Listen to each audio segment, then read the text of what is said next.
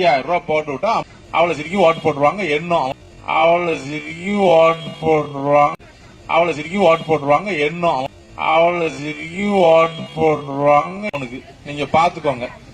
பிஜேபியோட கிளை கழகம் அதிமுக, திராவிட முன்னேற்ற கழகம் பெண்களுக்கு கொடுக்கக்கூடிய திட்டங்களை பொறுக்க முடியாம வயிற்றெரிச்சல்ல பெண்களை தரக்குறைவாக பேசுவதை வழக்கமா வச்சிட்டு இருக்காங்க. அப்படி பேசின ஒரு எம்எல்ஏ குறித்து தான் இந்த காணொலியில பார்க்க போறோம். காணொலிக்குள்ள போறதுக்கு முன்னாடி நம்ம திராவிட பேச்சரங்க சேனலை சப்ஸ்கிரைப் பண்ணிக்கோங்க. நன்றி, வணக்கம். அதாவது கடையநல்லூர்ல அதிமுக எம்எல்ஏ கிருஷ்ணமௌலி பெண்களை தரக்குறைவா, அதாவது சிரிக்கிங்க, பணம் கொடுத்துட்டா மகளிர் உரிமை தொகை கொடுத்துட்டா இவங்களாம் ஓட்டு போட்டுருவாங்களான்னு சொல்லிட்டு சிரிக்கிங்கன்னு சொல்லி பேசியிருக்காரு. சிரிக்கிங்க என்ன பொருள்னு பார்த்தோம்னா, நம்பிக்கை இல்லாதவங்க, ஒழுக்கம் இல்லாதவங்க, தரம் கட்டவங்க, அந்த மாதிரி பல்வேறு விதமான பொருள் கொள்ளுது. அப்போ ஒரு கவர்மெண்ட் இந்த மாதிரி பெண்களுக்காக உரிமை தொகை வாங்குறவங்களை எல்லாம் கேவலப்படுத்தி பேசுவதும் இது இவங்களுக்கு ரொம்ப புதுசு இல்லை. இதே போல சி.வி. சண்முகம் முன்னாள் அமைச்சர் அவரு கூட பேசியிருக்காரு. என்ன பேசியிருக்காரு?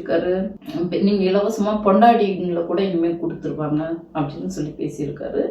இதே போல அவங்க கட்சியில இருக்கிற நிர்வாகிகள் எல்லாம் நீங்க திமுக ஓட்டு போட்டா உங்க பெண்கள் எல்லாம் உங்களை விட்டு ஓடி போயிருவாங்க, இப்படி எல்லாம் போய் பிரச்சாரமே பண்ண ஆரம்பிச்சிட்டாங்க. காரணம் என்ன? திமுக பெண்களுக்கு வழங்கக்கூடிய திட்டங்களை பொறுக்காம இவங்க இந்த மாதிரி பேசிட்டு இருக்காங்க. கடையநல்லூர் தொகுதியில அந்த எம்எல்ஏ கிருஷ்ணமௌலி பேசினதை கண்டிச்சு அங்க இருக்கிற திராவிட முன்னேற்ற கழக உடன்பிறப்புகள் தான் அதை கண்டிச்சு போராட்டம் இருந்துட்டு இருக்காங்க. அந்த காட்சியை உங்களுக்கு காட்டுறேன் பாருங்க.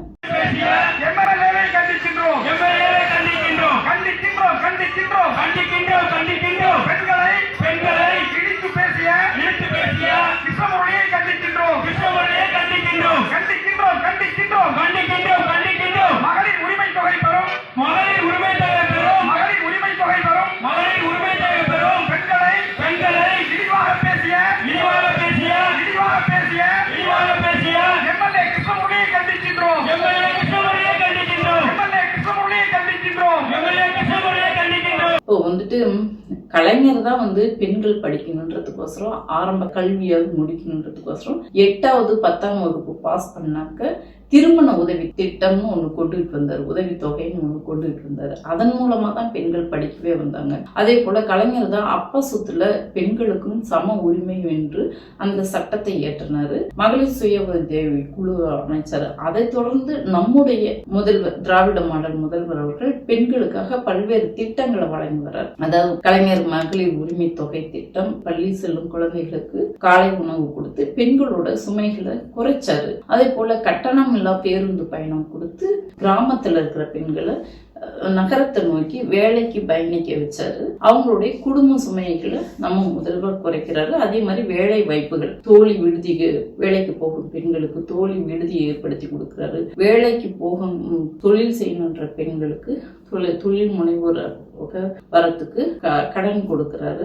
மகளிர் சுய உதவி குழும் மூலமாக கடன் கொடுத்து இந்த மாதிரி பெண்கள் டெவலப் ஆகிறதுக்கு பல்வேறு திட்டங்கள் கொடுத்துட்டு இருக்காரு. இதை பொறுக்காதீங்க, திமுகவோட செல்வாக்கு கூடுது, பெண்கள் எல்லாரும் திமுகவுக்கு ஆதரிக்கிறாங்க அப்படிங்கிறதுக்காக பெண்களை இந்த அதிமுக காரங்க பேச ஆரம்பிச்சிட்டாங்க. அதாவது இவ்வளவு நாளா பெண்கள் அதிமுகவுக்கு இவங்க எந்த திட்டமுமே கொடுக்கலனாலும் அதிமுகவுக்கும் வாய்ப்பு கொடுத்தாங்கல்ல. ஏறக்குறைய அதிமுக 33 ஆண்டுகள் இந்த இயக்கத்தை, இந்த நாட்டை ஆண்டிருக்காங்க. நீங்க எந்த திட்டமுமே செய்யலனாலும், இதை நான் சொல்லும் போதே உடனே கமெண்ட்ல வரும், எந்த திட்டமுமே செய்யலையா, ஏன் இலவச மிக்சி கிரைண்டர் கொடுக்கலையா அப்படின்னு சொல்லிட்டு உடனே கேட்பாங்க.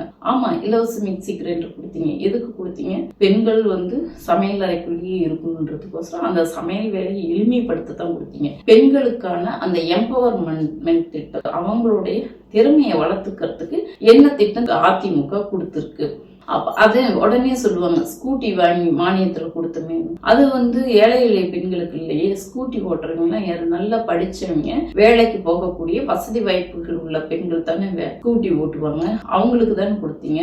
எங்க முதல்வர் தானே கட்டணம் இல்லா பேருந்து கொடுத்து ஏழை எளிய மக்களுக்கு இடம் விட்டு இடம் நகர்ந்து கிராமத்துல இருக்கிற பெண்கள் நகரத்துக்கு வரத்துக்கு அந்த ஏற்பாடுகளை செஞ்சு கொடுத்தாரு. அப்படி உடனே இந்த மாதிரி கமெண்ட் எல்லாம் பண்ணுவாங்க. 33 வருஷம் அதிமுக இந்த நாட்டை ஆண்டிருக்குது. எந்த ஒரு திட்டமும் பெண்களுக்காக செய்யாம இவங்களும் செய்ய மாட்டாங்க, செய்யறவங்களையும் தூற்றி பெண்களை இழிவுபடுத்தி கேவலப்படுத்தி பேசுவாங்க. இந்த நேரத்துல நம்ம சகோதரிகள்கிட்ட ஒண்ணு புரிஞ்சுக்கணும், யார் நம்மளை ஆளவே கூடாது என்பதை முடிவு பண்ணணும். ஏன்னா நம்மளுடைய எதிரி யாருன்னு முதல்ல தெரிஞ்சிருக்கணும். இவங்க பிஜேபியோட கிளைக்கழகமா நேத்து இன்னைக்கு இவங்க செயல்படல. 33 ஆண்டுகளாவே அதிமுக என்ற ஒரு இயக்கம் உருவான காலத்திலிருந்து பெண்களுக்கு எதிராகத்தான் செயல்பட்டிருக்குது. அவங்க சமத்துவத்துல நம்பிக்கை உள்ளவங்களா இருந்தாக்க இன்னைக்கும் பெண்கள் எம்பவர்மெண்ட் திட்டத்தை கொடுத்திருப்பாங்க.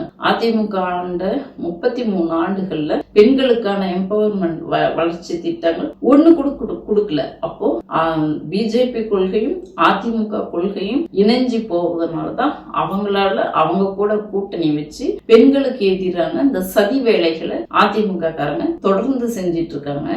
இதை நம்ம சகோதரிகள் புரிஞ்சுக்கிட்டு யாரு நம்மளுடைய எதிரி, ஆளவே கூடாது, யாரு நம்மளுடைய விரோதி, நம்ம வாழக்கூடாதுன்னு நினைக்கிறவங்க யாரு, அவங்கள இந்த மண்ணுல இருந்து தொடச்சி எறியணும். வரும்போது உங்ககிட்ட அதிமுக காரங்க வாக்கு கேட்க வருவாங்க. எங்களை சிரிக்கீங்கன்னு சொல்லிட்டு, எங்களை தரம் குறைவானவங்கன்னு சொல்லிட்டு, ஒழுக்கம் இல்லாதவங்கன்னு சொல்லிட்டு எதுக்குடா எங்க கிட்ட ஓட்டு கேட்டு வரீங்கன்னு நம்ம சகோதரிகள் ஓட ஓட அடிச்சு விரட்டணும். பிஜேபி காரங்க வந்தாலும் சரி, அதிமுக காரங்க வந்தாலும் சரி, ஓட ஓட விரட்ட வேண்டியது நம்ம சகோதரிகளோட கடமை.